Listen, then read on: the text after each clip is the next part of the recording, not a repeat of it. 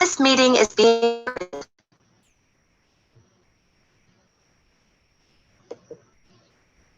Hello and welcome back to the show. I would love to introduce the world to my friend and student, Tarrick. Tarrick, introduce yourself to the world. No pressure. Um, I mean, I'm a person. I guess I'm a Starseed. I kind of figured it out when I was about 19 years old, but I forgot about it really for like a decade. And just with everything going on in the world and the time that we're in, just kind of came to surface again. And yeah. Yeah. So you've had quite an interesting journey already, young man. I would love for you to share some of your awakening journey with people and some of your bizarre things. Can we maybe start with the cool white alien in the mirror thing? And you can tell people the story about what you were actually doing when you noticed that? Yeah. Um, this was about a month ago. It was July 3rd actually. Um, and I'm not exactly sure what led up to it, but it was either like me doing this work that Kelly's offering, or it was this UFO I spotted in the sky and I waved at it and it followed me for a mile or two. And so I think it was trying to identify me, but it could have been because of the work. I don't really know. But anyways, I was as I was like activating my energy and trying to reawaken my pineal, like I decided to take a picture in a mirror of like my forehead area, just see if I could get on camera because I've done it before, like during my initial awakening about 10 years ago. And Kelly has pictures, and I got them too. I actually deleted the original ones because possible or whatnot. But and you can see in the mirror behind me, there's like a portal open in the living room, like a window. It's not a whole portal that you walk through. It's just a little window, and like 8 feet up, like 8.5 feet or 9 feet. It's just like I thought it was a gray. It scared the shit out of me at first, but it wasn't a gray. Um, it's a like a because it's way taller. I guess that's what I call tall whites.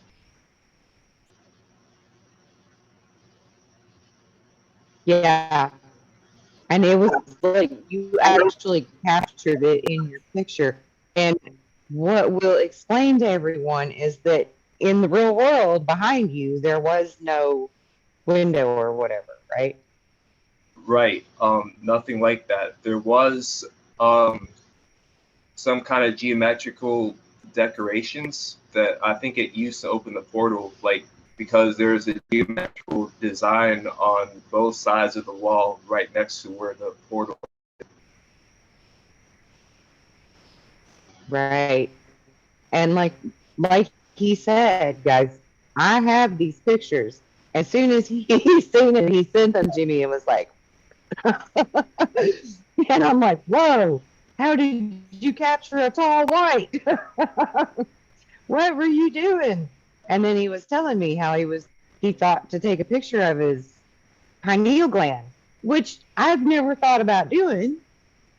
And it's brilliant, but that's how you captured it, was in the reflection of the mirror, right? Or the reflection, was it the reflection of the phone or the mirror? It was, but yeah, I've had definitely a lot of kind of, I guess, extraterrestrial is the word. I don't like that word, but you know, the ET kind of Right. experience here, especially like um, and just I don't know, going back to 2021, that's when it started to pick up like noticeable things, but I wasn't like I wasn't fully there in my perception yet to understand what was going on. Right. Yeah. your perception has really, for, I don't know if you want to tell people how old you are, but you're a young man and you're a very old soul because your perception is much larger than most people your age. Wouldn't you agree? For the most part, yeah. I'm close to 30, but you can nowadays you can talk about like aliens with people in public, and like they're just like, oh yeah, well that probably exists because the media is talking about it now. But you know, you couldn't do that even 10 years ago.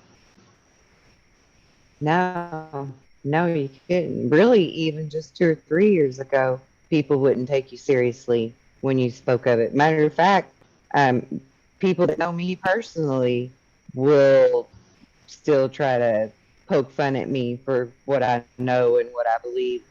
And now that it's Oh coming yeah, out in the news and stuff, they're kind of took back a bit. They're just like, oh, what is this?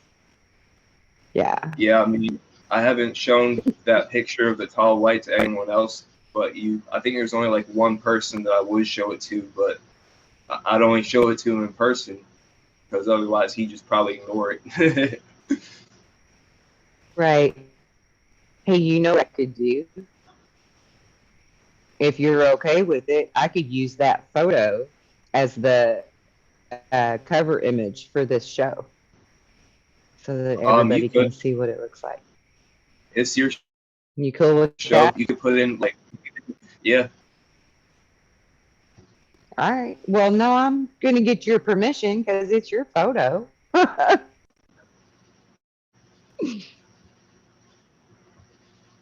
But yeah, that'd be cool. Then they can all see just what we're talking about and they can, pause the video and go back to the cover photo and look at it again. Yeah, because it's a pretty fucking cool picture. I was like, whoa. I mean, people send me pictures all the time and they're like, what do you see? And a lot of times I don't see what they see, but I saw right away. I mean, you didn't Oh yeah. tell me anything, and I saw I right mean, away. Saw white yeah, because, it's nothing subjective about it. It's just boom right there in your face. Like it's like I don't know. yeah, It's not like some artistic kind of I don't know. I don't know the word for it, but no. Yeah, it's very, very clear. It's a very clear image of a tall white. Probably one of the best I've ever seen, really. Really good. All right, so what else you want to talk about? um, well, did you check out that how Sicily caught on fire and the fire go on in New Orleans? I did. I did. What do you think is causing the fire underground? It's got to be. I mean, obviously it's coming from inside the Earth, but I think it's being triggered by that, second solar system out there, if you will. But I it do looks too. like, yeah, it looks like it's coming from the Africa roll. Mhm. Yeah. Now, for people that don't know what that is, explain that to them.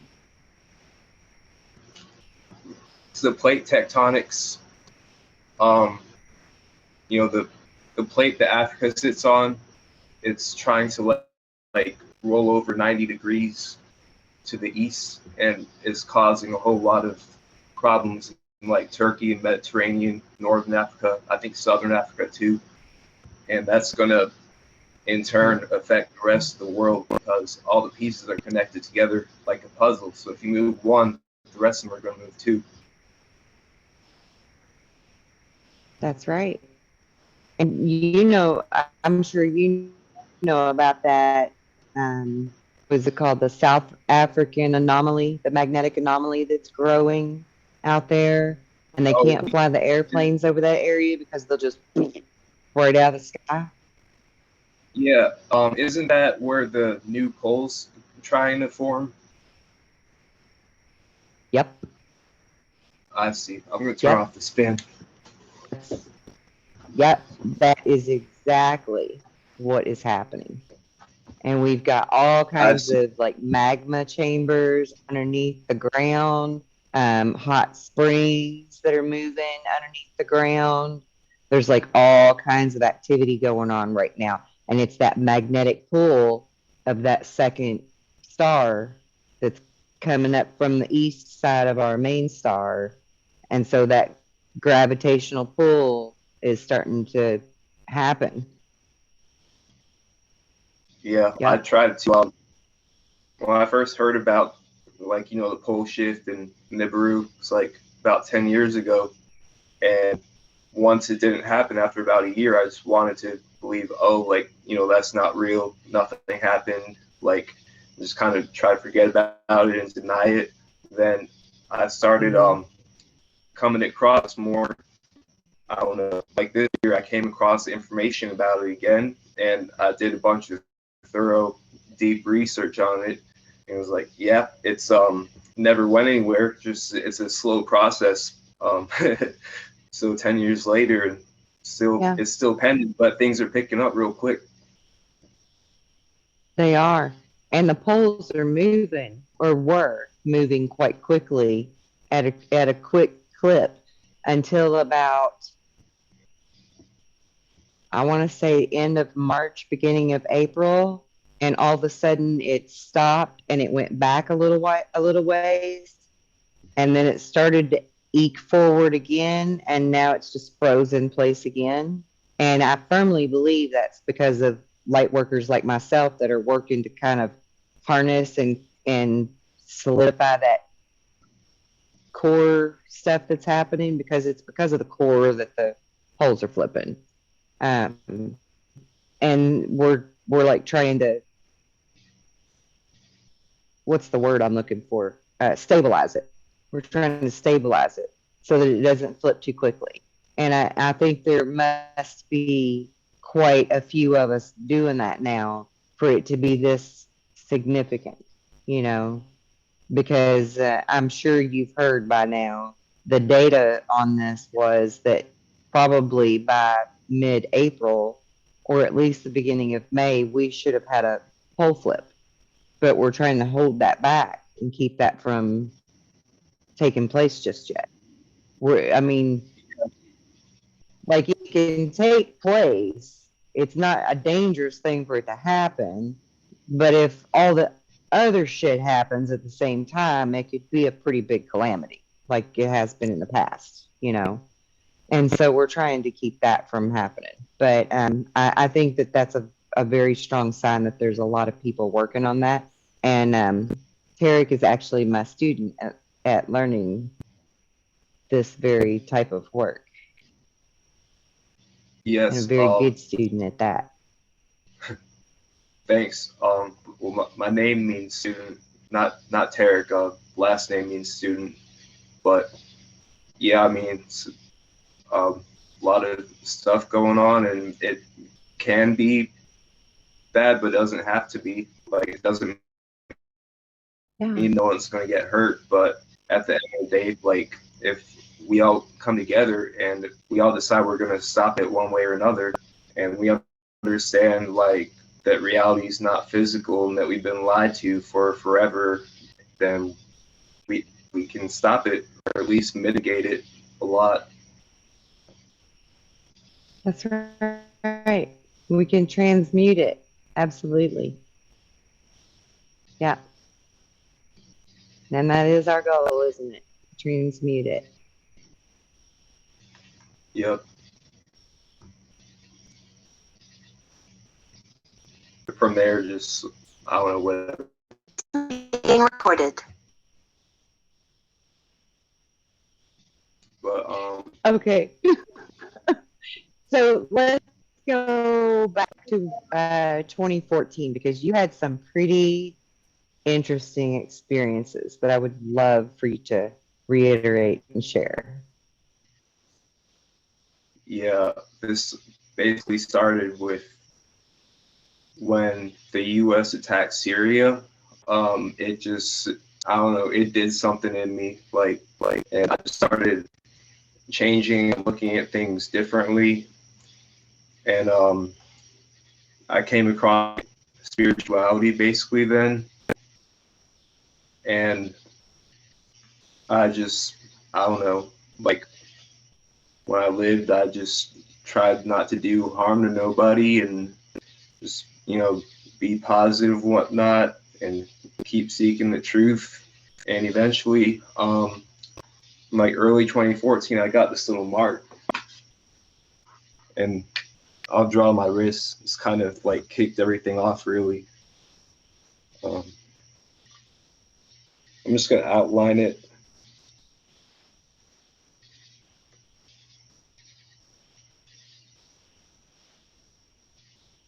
And this is rough, but it was a burn, and it was from an oven. Oh,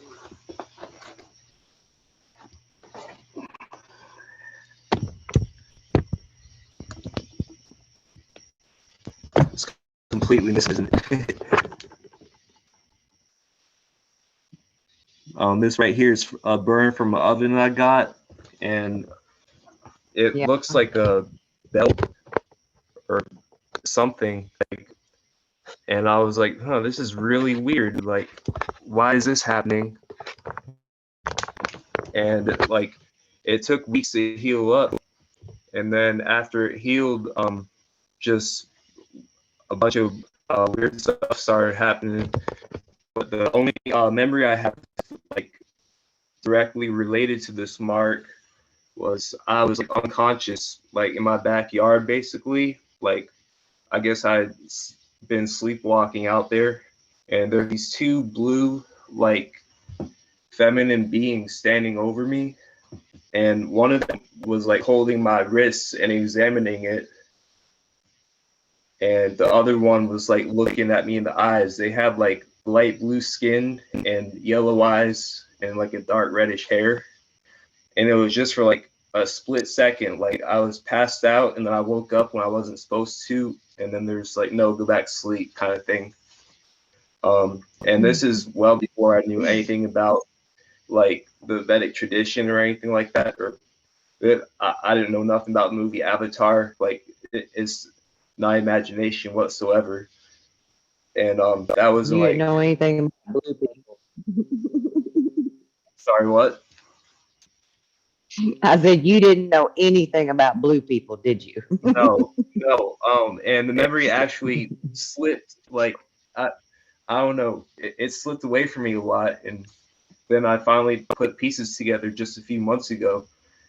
But and then after that happened, I astral projected like consciously for the first time or intentionally, and I don't remember exactly what I was doing, but I remember I was with like an older man, and we were like a guide, and we were inside the earth, like I wouldn't say Agartha, like it wasn't a city, but it looked like we were inside the mine, kind of like there was just a bunch of pretty stones everywhere.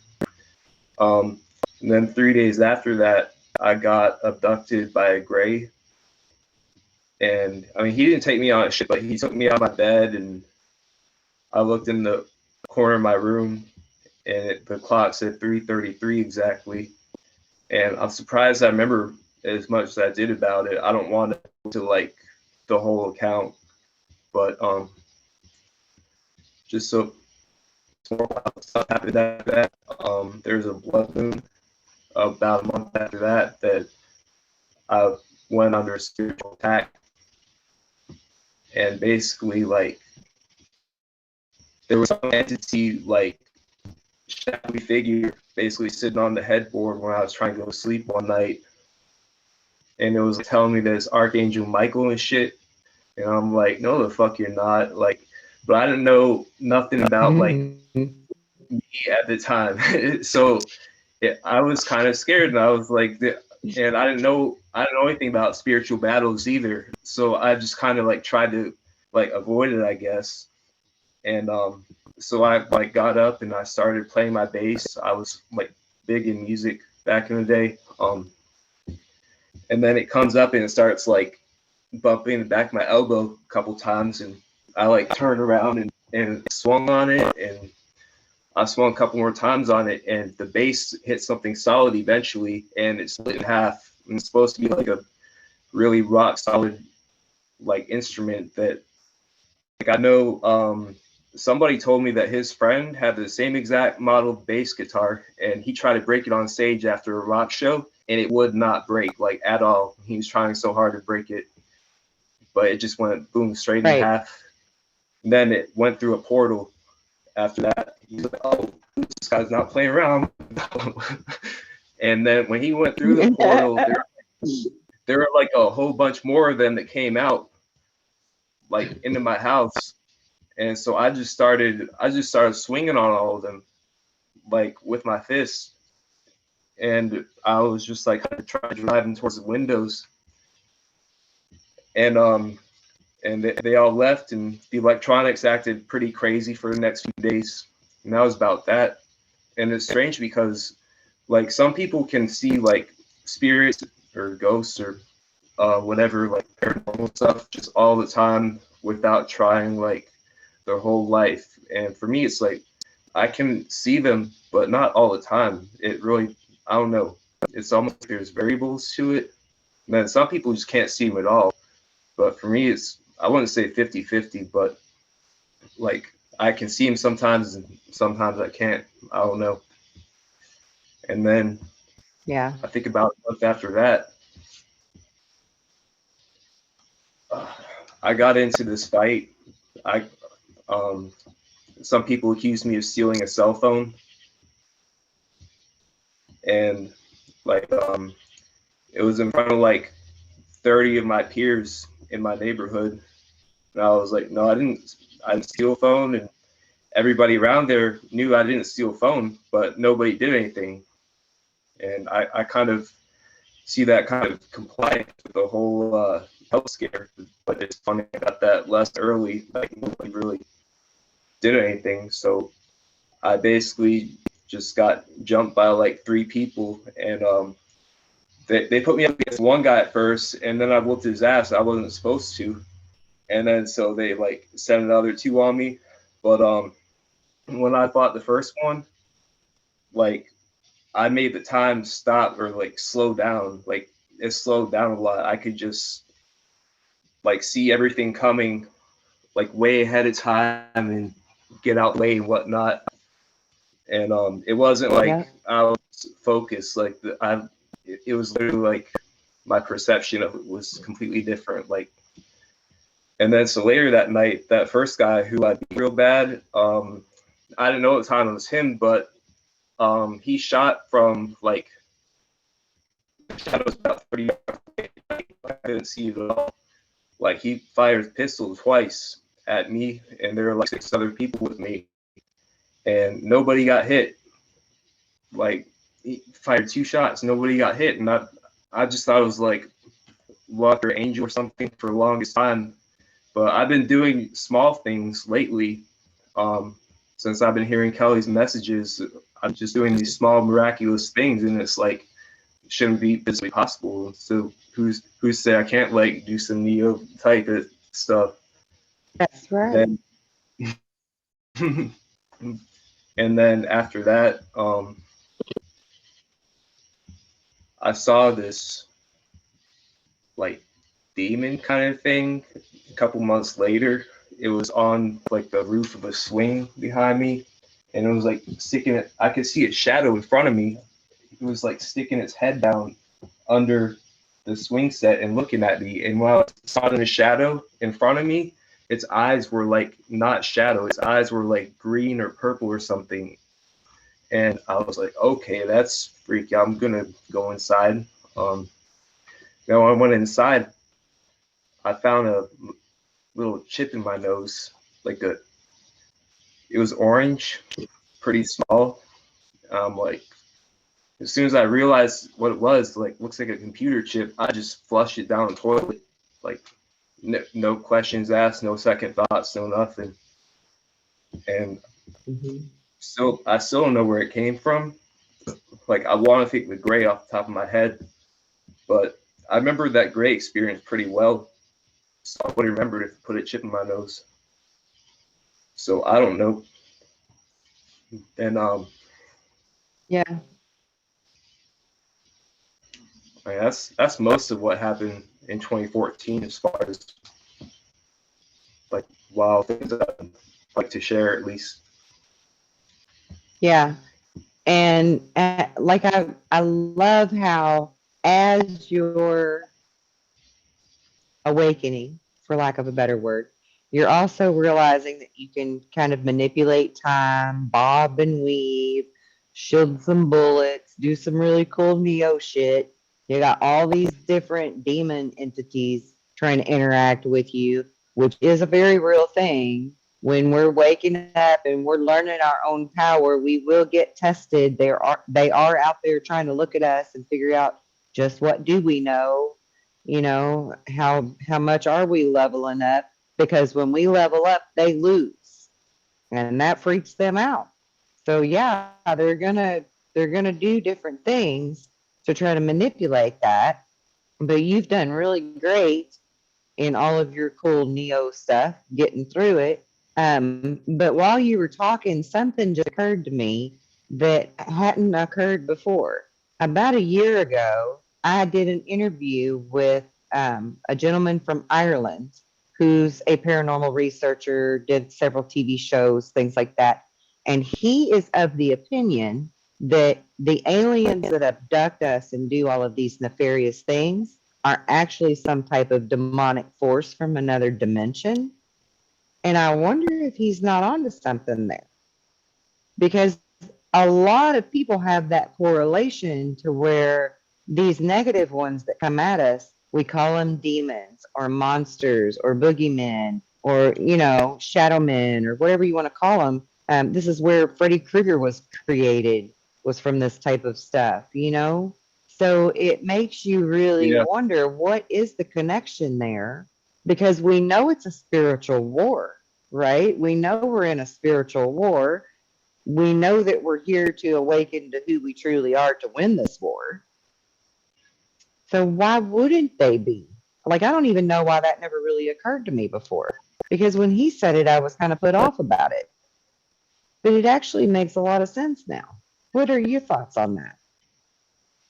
I mean, regardless of if they're from inside the earth or a different universe, or I don't know if they're spirits that take on physical Yeah. forms, or there's some kind of artificial intelligences that need to build robots. I don't really care what they are. Like, they could be like, I don't care if it's the king of like the planet of the unicorns that comes here and tries to do these wicked things. Like, we all get treated the same way. Right.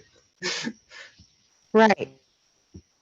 Right. At the end of the day, the bottom line is they're on the opposite side of us, whatever they are. Yeah, absolutely. And we have to be able to put on our armor and shield and use our cool Neo stuff. And yeah, be a ninja. Right That's on. what I like to say. Be a ninja. Yeah. The other day, I'm just gonna brag for a minute, I guess. The other day I was out on the deck with my kids, and this fly kept landing on my shoulder, and it was driving me crazy. And every time this fly would land on me, I would think Mr. Miyagi, like every time. So finally, I just decided I was gonna flick it as it went to land on me. I flicked it with my finger before it ever hit me, and then I pulled this hand around and I caught it with my other hand after I flicked it. And my kids saw it happen and they were like, I'm like, I know, right? I was like pretty proud of myself for that. I was like, I'm like Mr. Miyagi now. I don't need chopsticks. But I thought That's that was pretty pretty funny. freaking cool. Yeah. I mean, we can do some of the coolest stuff, if we just, and it's fun. It's fun to do things like that to practice, right? Like, it's totally Right. fun. Like me and my brother creating a vortex that he wanted to jump into. That was fun to do until he wanted to jump into the damn thing. And then I was like, no, this ain't cool no more. How do you manage to do that? How did we make it? Yeah. Okay, so we were holding our hands together, but like straight out, right, with our fingers locked, just standing out in the yard with our arms out and our fingers locked, putting our energy together. And we both focused on this little small utility wire that went between my house and my pump house. We're just focused on that wire. We don't even know why we're focused on it. We're just saying we're going to focus on that wire, put our energy together and focus on this wire, see what happens. Right? Which was dumb, but it was still fun. Well, Awesome. the damn wire starts jump roping, this big ripple wave, and we're like, whoa, do you see that? And he's like, yeah, keep going, keep going. So we're just focusing, and this sucker's just jump roping like crazy. Well, next thing you know, from the other side of the pump house, back in the cornfield, we could hear this sound that sounded like thick plastic whipping in the wind. And it kept getting louder and closer and louder and closer. And we're like, oh, what is that? And we step around the pump house and we look, and here comes this vortex whizzing through the cornfield toward us. That's like 4 feet wide, 5 feet tall, comes straight past us, not 5 feet away from us. I've been watching this shit happen. And it still hadn't even dawned on me that we made this sucker happen, right? We created this elemental shit. And my brother's like, oh, it's a vortex. I'm going to go fucking jump in it. And I like grab him by his ear. And I'm like, no, you're not. It's dangerous. Because I'm like the mom. I don't let him do dumb shit. But we watched it like go, it went all the way across my road, skipped a hill, went down in the valley, and off into the woods on the other side of the road. Like, we created that shit. We did that. And we don't know how really we did it, and we don't know where the hell it went to, and we hope that it dissipated, but we don't really know. So that kind of stuff can get wonky, but it's fun. But it's fun. It's Yeah, it's fun. that saying with responsibility. Yeah. You know, with power comes responsibility for whatever. You know what I mean? Big time. Big time. I have, oh my God, with great power comes great responsibility. Yes. And I have learned that like 100 times over since then. Because this was like in 2004, right? Yeah. Almost 20 years ago. I've done a lot of scientific testing on this shit since then. I've learned a lot of lessons. Yeah. Definitely gotta be careful. Yeah. Definitely. Okay, so moving on.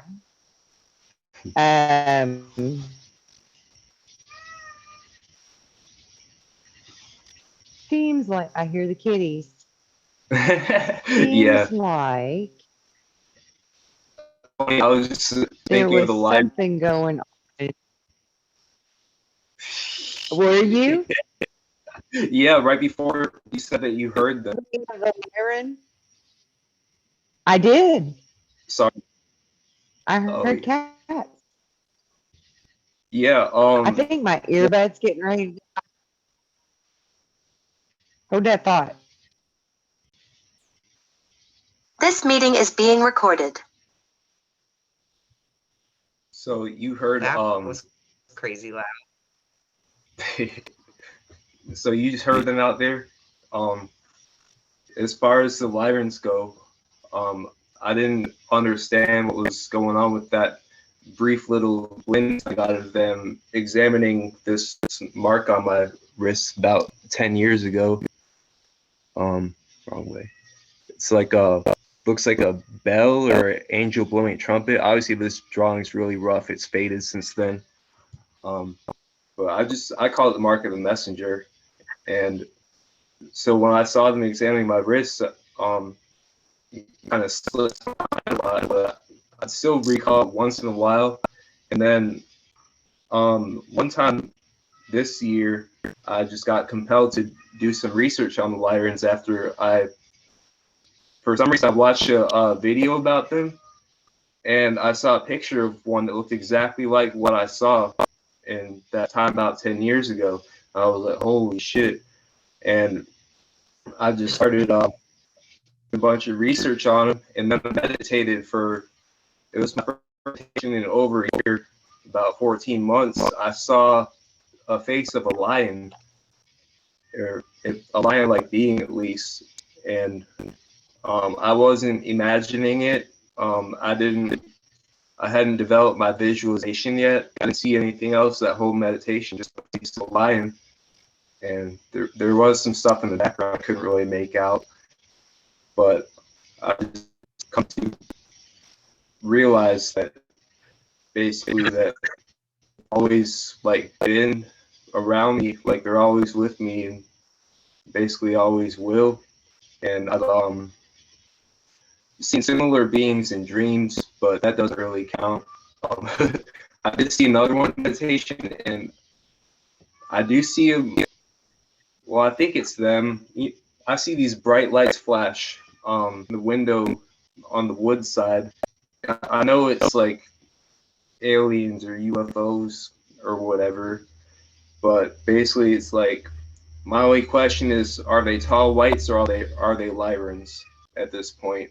And yeah, I think they're Lyrans. I got this little transceiver thing like Kelly has, and I'm not sure who put that there, but I mean, that's I don't know.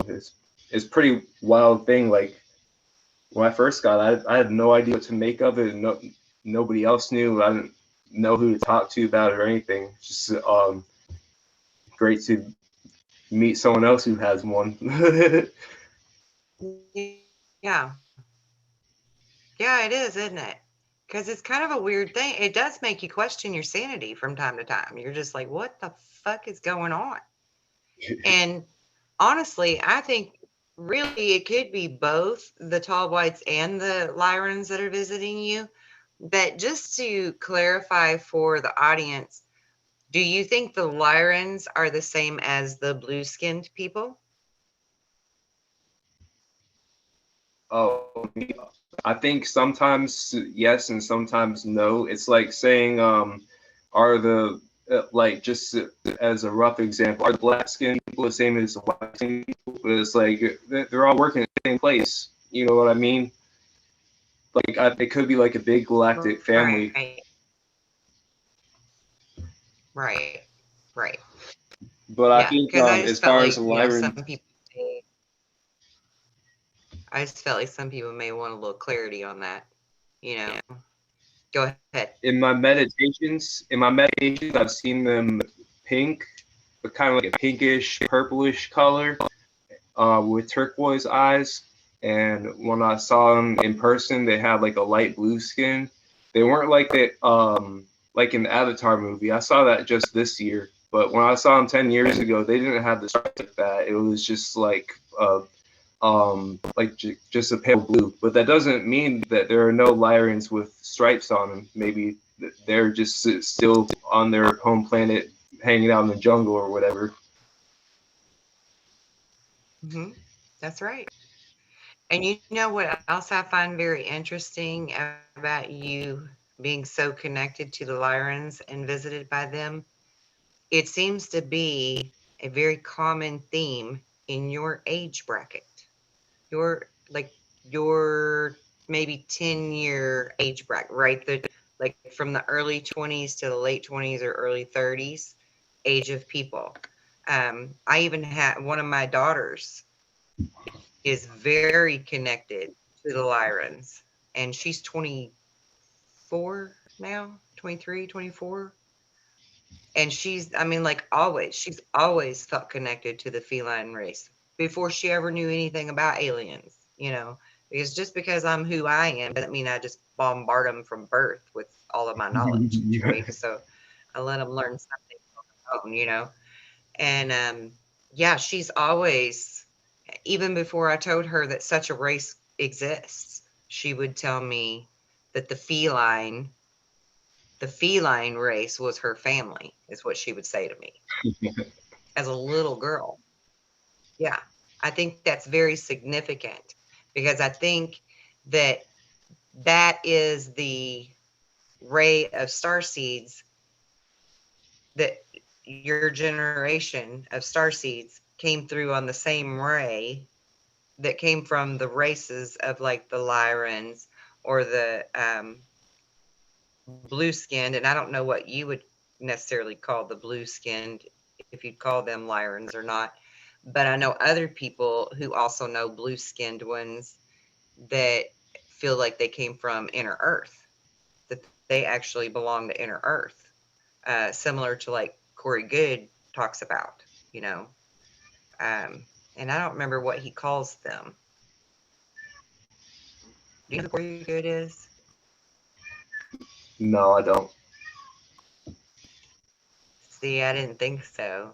And that's a very cool thing too that you don't. That's actually that makes your story more legit, in my opinion. Not that I didn't already believe you, but for other people, because pretty much everybody that knows anything about UFOs knows who Corey Good and David Wilcock are. But Okay. because they tried to, Corey Good actually tried to patent the phrase "the Great Awakening," and I'm like, that's bullshit. Like, who the hell could do that? You know, you can't fucking patent the Great Awakening. That's a collective thing. It's not your damn word, you know. But anyway, I digress. I digress. Now, let's go back to Tarrick's stories. Now that I'm done with my little tangent. Any more cool UFO stories you want to share? I mean, the first one I saw was in 2012, and I was like laying down like stargazing, and I saw this like bright beam of light coming from like out of nowhere, and it was going real fast. It just came out of nowhere in the sky, and then it like slowed down, like almost to a stop, and then like 5 more lights came out of it, and they were all projected in like equidistant lines, so to speak. And it looked to me like little escape pods, like leaving a bigger one or something. I don't know what it was. I saw one a couple of years later, a black triangle with 3 red dots on the other side. But I figured eventually, a couple of years after that, I figured that was actually like U.S. government. But no, I don't really see a lot of crafts. I just have the, you know, close encounters, and I don't remember most of them. Right. Right. That's what I like, I think, about your stories are that, you know, because it's so easy, not that I do this, but it's so easy for other people to hear, you know, oh, I saw this light in the sky, and they could be like, but that could have been a star, right? The other person listening, yeah, but that could be a star, or that could be an airplane, or that could be this, or that, or the, right?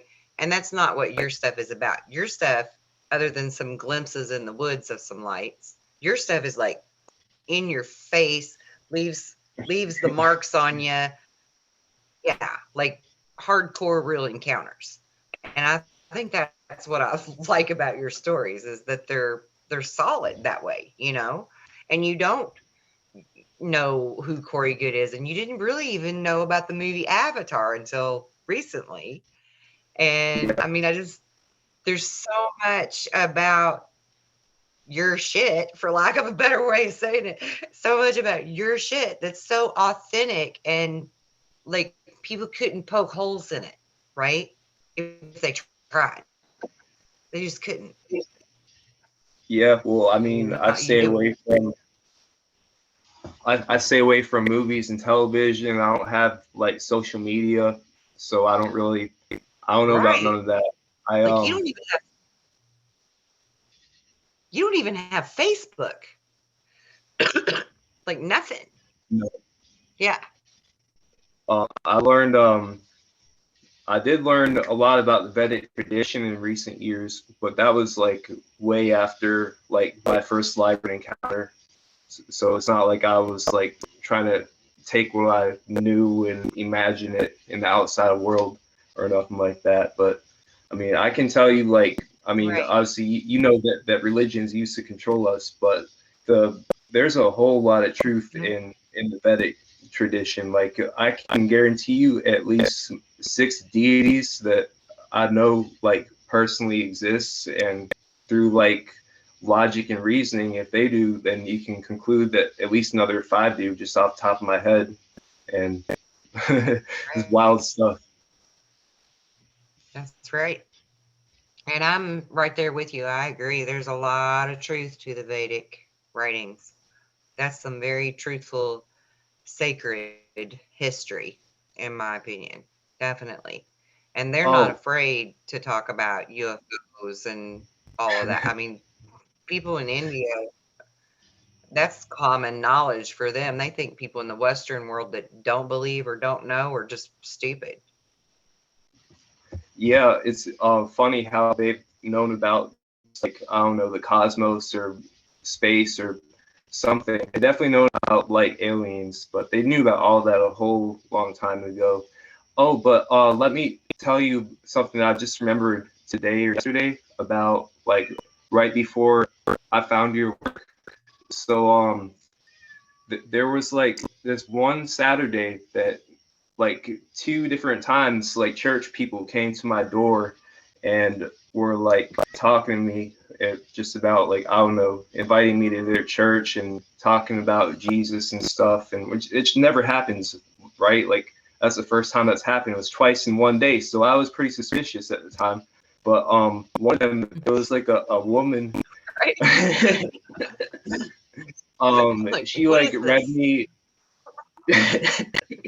Right. But one woman, she like read me a Bible verse, and then she asked me a question like, which of these is like most important to you? And she listed like 4 different answers. And I remember 2 of them. One was comfort and one was instruction. And I said instruction. And then about a week after that, that's when I came across your work. So I think she actually was sent. Huh. That's pretty cool. Because you were seeking instruction, weren't you? You were answers and more lessons, please. That's what you were seeking. Definitely. Yeah. Yes. But I love your mind.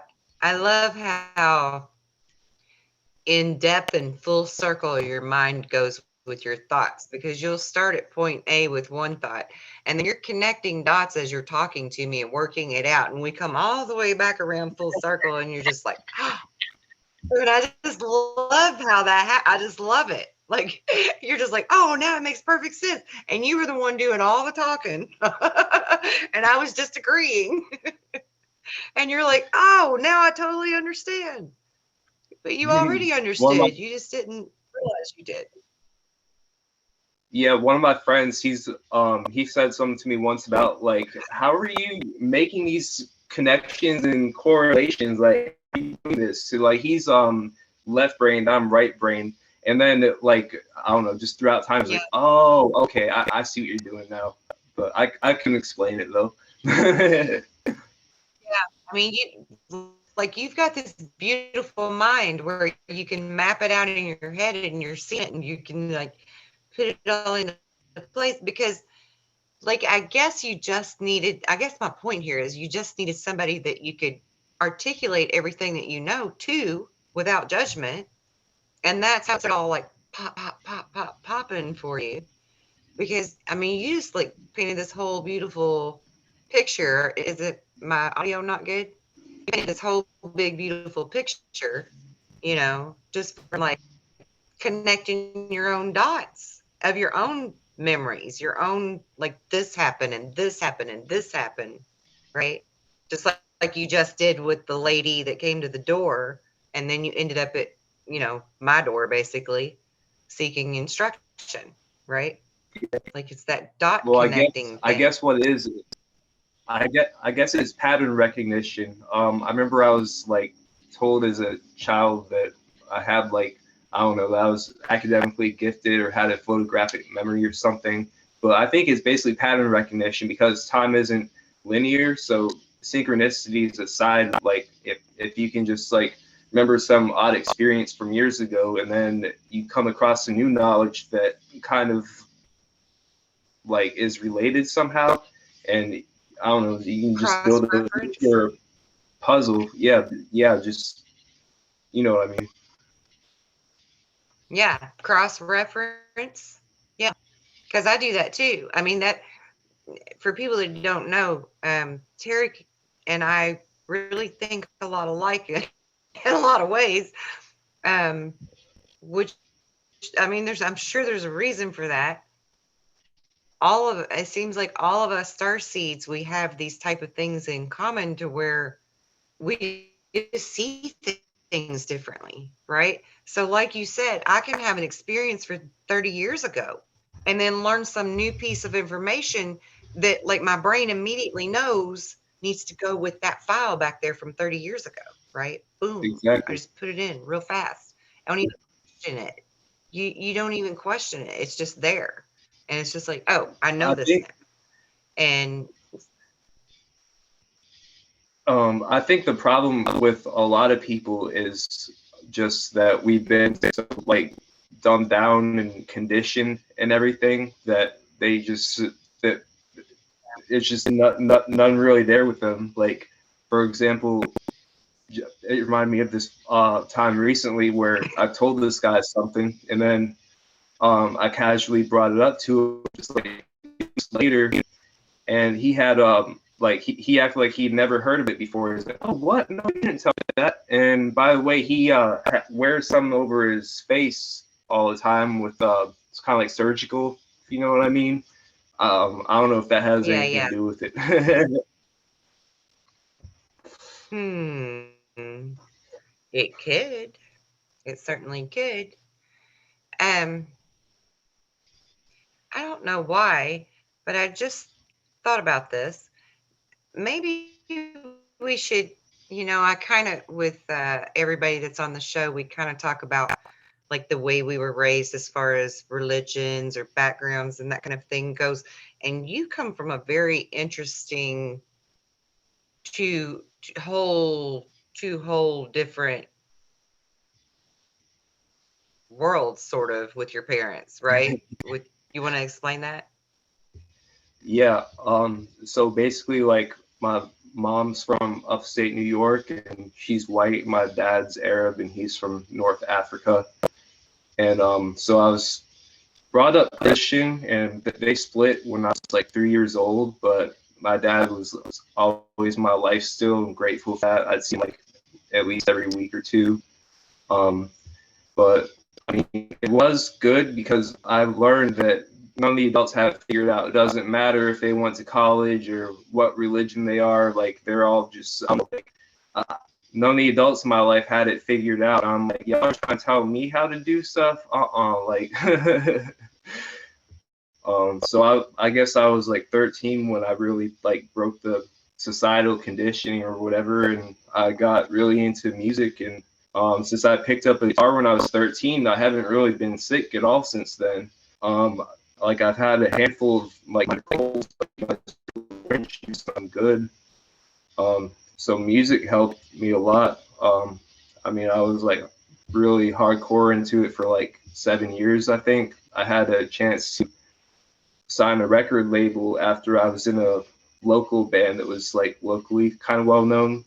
And then I found out that big band was like they're basically Satanists, and I'm like, no, I, like I was basically agnostic at the time, but I was like, that just doesn't sit right with me. Like I'm not going for that. And found out firsthand like what all these like conspiracy theorists have been telling us for a while, and like a lot of that shit's true. I think that there's certain people that have like faked their deaths to go to those deep underground bases because they know what's about to happen. That's right. Hmm. And but as far as upbringing, I did notice that this got brought up recently, and I've just been thinking about it since because I had a funny synchronicity about it more recently than that. But how like Muslims, they won't eat pork or drink alcohol, or at least they're not supposed to. And it's like I remember last time that I was drunk and I ate pork, it was about 10 years ago. And that's like the only time I've done both of those, like drank and ate pork at the same time. And I'm not saying that nobody's allowed to do any of those, but like I know for me, when I was in that state, like I got spiritually attacked. I was sitting on a greenway on this like I was just sitting down with the creek behind me. I hear this kind of like clicking noise off the distance, and I saw this I could see like a silhouette. This is at like probably 2-3 in the morning. You could see like a silhouette of like a humanoid being. I was like, okay, well that's a spirit, and that thing came over and it pushed me like went straight back, hit my head on a rock. So like yeah, it's really real. It's spiritual war going on. If you mess up or make yourself weak, like shit can happen. Yeah, I agree. My friend Candy, she loves to say you shouldn't be drunk in your spirit. You know, she's not saying that people can't drink anything, but don't go get sloshed, because if you get sloshed, then you can't keep your defenses up, right? And you never know what's going to come at you when you're like that in your vulnerable state, and you can get attacked, you can have possessions, all kinds of things can happen to you when you're drunk in your spirit, you know. Now, as far as the pork thing, that's your belief, and I respect that 100%.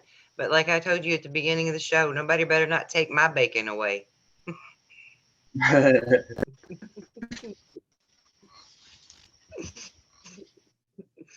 I love my bacon. But yeah, that's just And so good. I just want to say, so far, so good.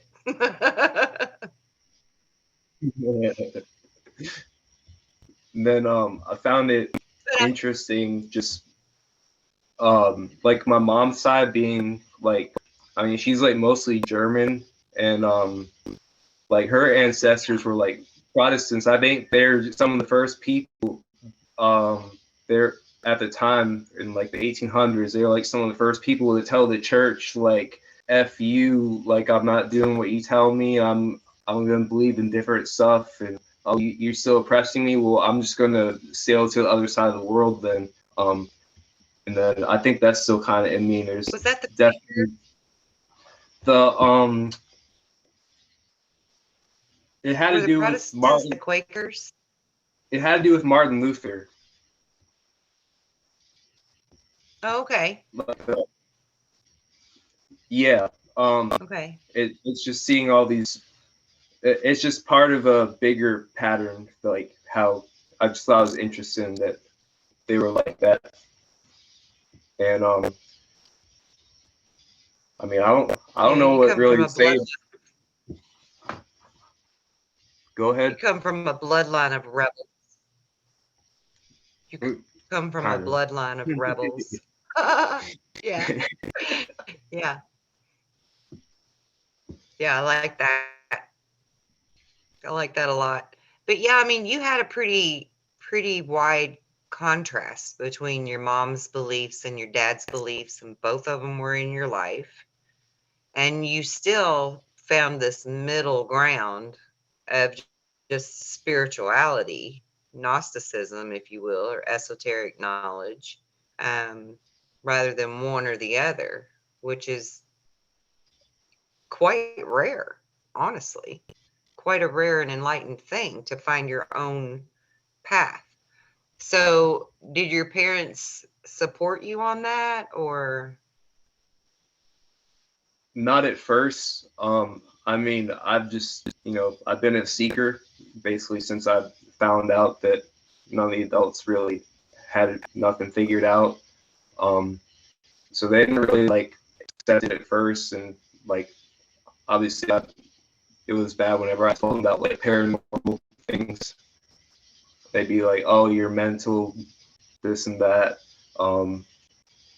But I mean, I was a seeker, and even after all that traumatic, wild stuff from 2014, and I was kind of like, even though I was kind of damped out a little bit, I was still seeking, still learning all the time.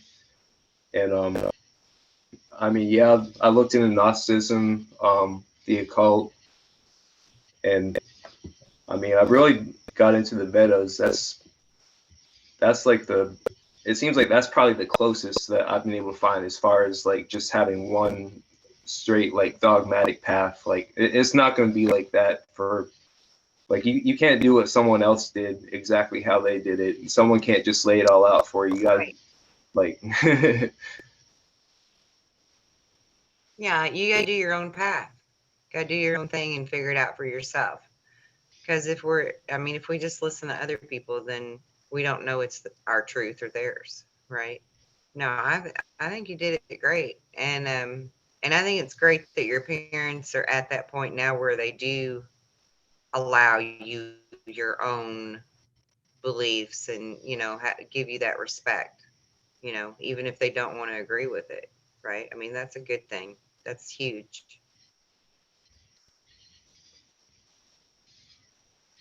yeah. Um, well, I mean, at the end of the day, only I can like control how I think. I mean, it's funny. It makes me think about the word govern, mental. Um, but yeah, no, I'm a sovereign individual soul. So like, I don't really need none of that. Like, I don't need nobody or telling me this or that or making me think I'm free like to choose the red one or the blue one. You know, Coke or Pepsi and all that fake Yeah. world, old dark age stuff. Uh, I'm not with none of that. Yeah. Yeah, and isn't that interesting that in the Matrix movie there's a red pill and a blue pill, and there's always been this very real competition between those two major soft drinks, and one's a blue can and one's a red can. Does anybody connect that dot? And I'll just go a little bit further with that, and I'll share some knowledge that I know that maybe a lot of my audience doesn't know, maybe you don't even know. But actually underneath of the actual main building of each of those soft drink companies is an underground CIA agency, covert agency underneath of both of them. And that's a fact. Now, we can take this a step further. The CIA is exactly who has been testing and trying out their wicked methods on the unknowing public, and pretty much took over, you know, um, the same tactics as another group that's vilified in World War II that I'm not allowed to name, but everybody knows who they are. It starts with an N, ends with an I. But it's the exact same tactics, it's the exact same experimentation, brainwashing, mind bending stuff, right? And then we can even take that a step further and you look at the ingredients that are truly in each of those things. And I swear to goodness on everything I've got that if people knew the true ingredients, they wouldn't ever put another soda in their mouth. That's for sure. Because at the end of the day, it's basically cannibalism. That's a fact. That's a fact. Yeah. And we have to be careful what we say. So I have to speak cryptic. Maybe we'll do another video and put it just on Rumble instead of the tube so that we can tell it all. Yeah. Yeah, I I know mean, some shit. But I yeah, I mean, just that interesting matches correlation up there between the because red and blue.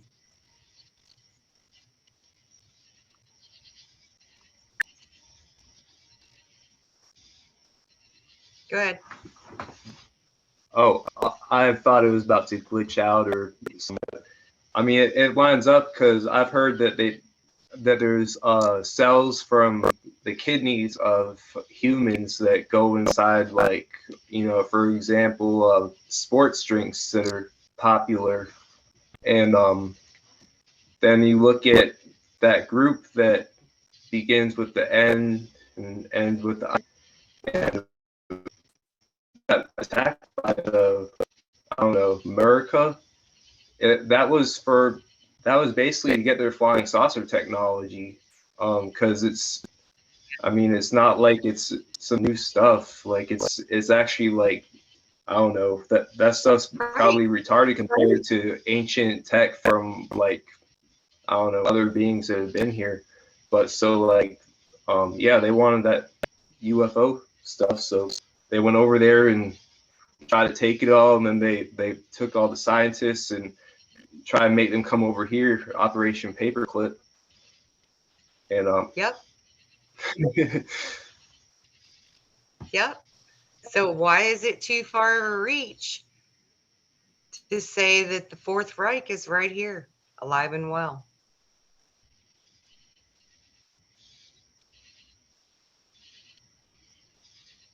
Well, you could hear a pin drop.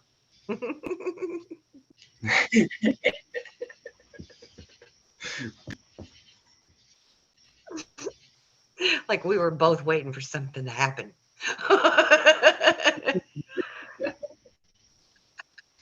yeah, but at the Too end of the funny. day, like, it's nothing to worry about. Like, we're gonna win. Like, That's the right. the rulers going to get crushed. That's what God told me. So That's right. Hallelujah. Amen. Amen. Amen. It's exactly what's happening. The good will win because we're waking up.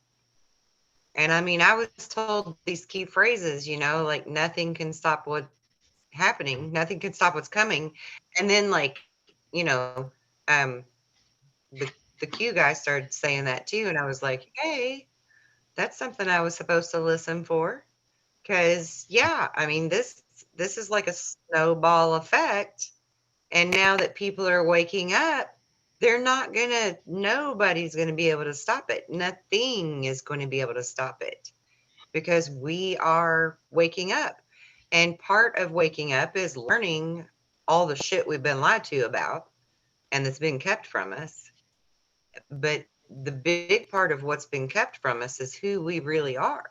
Like you were saying earlier, we can deflect the bullets. We can control time in that fight or in a car wreck or anything else. Like we can do that shit. We are Neo.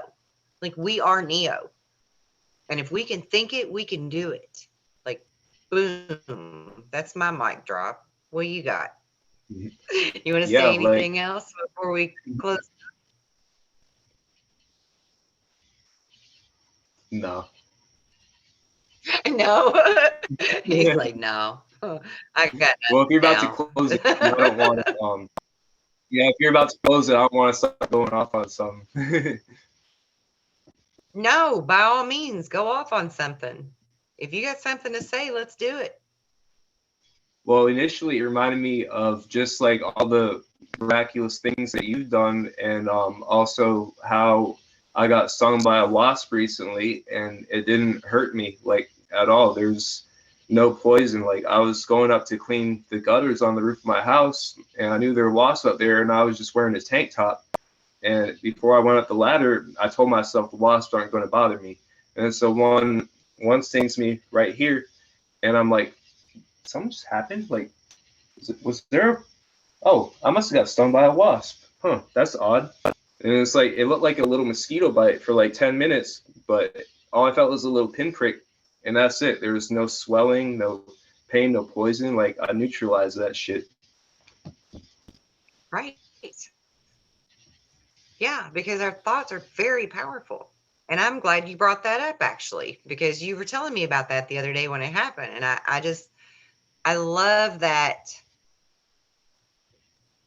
awareness of when I mean, it's a simple thing like a wasp sting, okay, but also that's huge because in understanding that your thought is what changed that and you neutralize that shit, that's freaking pivotal.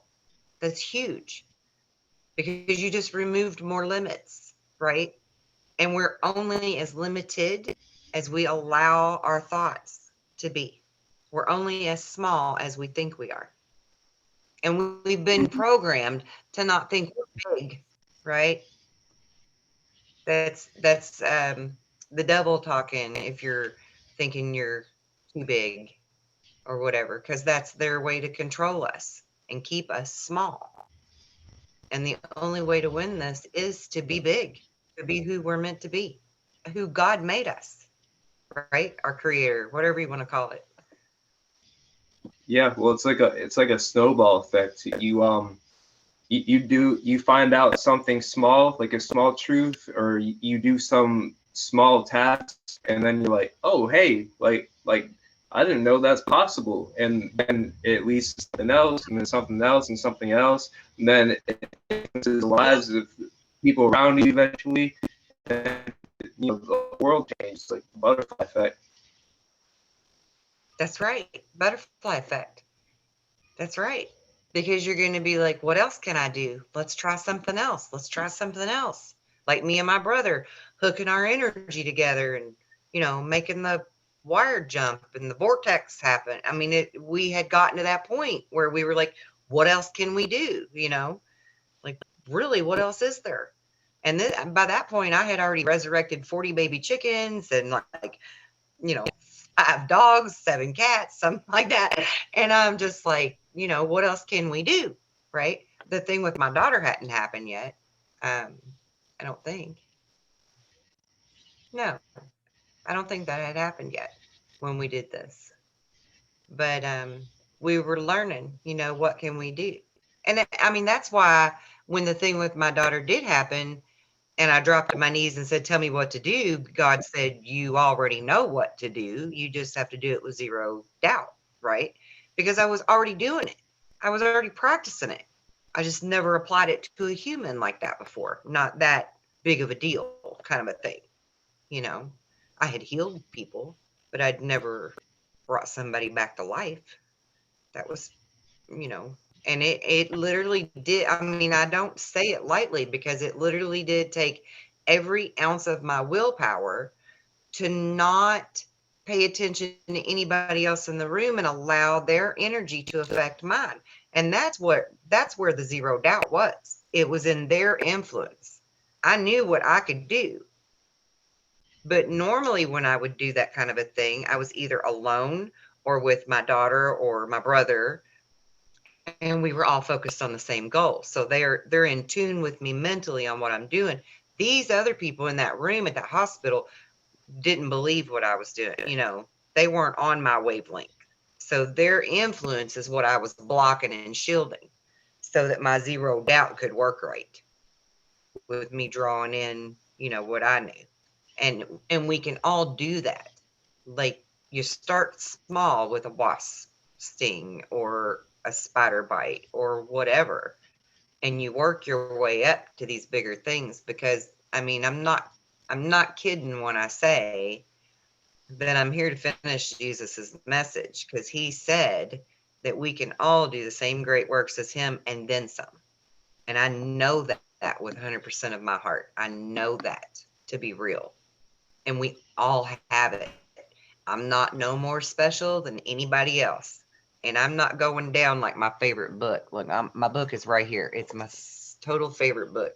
It's called Illusions, The Adventures of a Reluctant Messiah by Richard Bach. It's my absolute favorite book ever. And I don't want to be some reluctant Messiah. I can heal your ass, but I want to teach you to heal your ass. That's what I want to do. All y'all. All y'all. I don't want to do it for you. I want to do it with you. I want us all to have that power again, because we can do that, and we can take control of our planet and our life and our food and our water and our air again, and everything, like literally everything. We are limitless if we know who we are. And I do believe Absolutely. that the second coming, he said he's going to be bringing a sword. And that even lines up with the Vedic scriptures too. Like he came as I mean, they didn't have Christ, but they had like a different incarnation of God, basically acting like God's servant. And then, but that was back then. When he comes next time, he's going to be like heads will roll. That's what it says. Yeah, he's bringing a mighty sword and a fleet of 25,000 or something like that. Even like the book of Enoch, it talks about, because Enoch's coming back with them, right? And he left with the fleet, and he said, we'll be back, and it'll be on. It'll be a war. So yeah, absolutely. And we're part of God's army, you know. Ironically, when I was a kid, I didn't like anything about church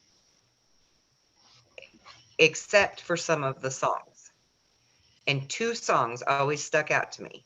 Amazing Grace, because there's so much truth in the lyrics of Amazing Grace. So much truth, because we are blind until we see who we are. So that's so freaking real for me. But the second one was the Onward Christian Soldiers, because the way that it talks in that song is that we are God's army. And that always spoke to me, because I've always known that I was here to help fight that battle. So that song was always very huge for me, really huge. Right on. Right on. Do you have any parting words before we tell everybody good night? Just positive vibes and stay frosty though. Right on. All right. Y'all know the drill. If you liked what we did, please hit that like button. If you're not already a subscriber, please subscribe to the channel. And if you are a returning subscriber, I love you so much. Tarrik, thanks for being on with me. I'm hoping that you're going to be comfortable enough to do this some more, because we have lots to tell the world, you and I. Yeah, I mean, You down with it? It wasn't too painful, was it? no, I don't have no social nothing, no internet. I don't do cameras, like no none of that. So No. You were very brave to do this very first show, because I know that this was way out of your comfort zone. And just for the record, everybody, I didn't convince him otherwise. He chose willingly, but I mean, he did take a pretty big step in doing it, because it is out of his comfort zone, for sure. And so I appreciate you very much for that, for your bravery. I honor that in you. I honor your courage and your growth. You're an amazing human being and an amazing soul. And I'm truly blessed and honored to know you, honestly. And I look forward to doing more shows with you. appreciate that. Yes, we will for sure. Absolutely. Awesome. All right, guys. We'll see you again next time. And until then, be well and be blessed in love and light. Peace.